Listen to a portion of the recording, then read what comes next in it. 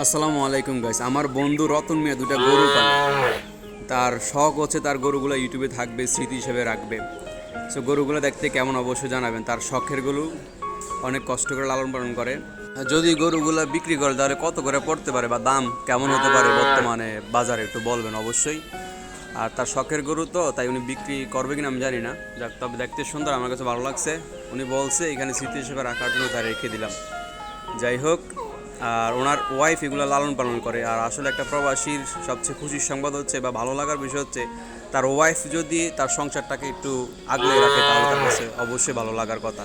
তার ওয়াইফ এগুলা পালন করে এবং তাকে ভিডিও করে দেয়। তার ইচ্ছা স্মৃতি হিসাবে ইউটিউবে থাকবে তার ওয়াইফের হাতের গরুগুলা। হ্যাঁ, তো অবশ্যই জানাবেন কেমন দেখতে গরুগুলা। আসলে গরুর বাছুর এগুলা আমার কাছে ভালো লাগছে, তাই আমিও আমার ইউটিউব চ্যানেলে পোস্ট করে দিলাম।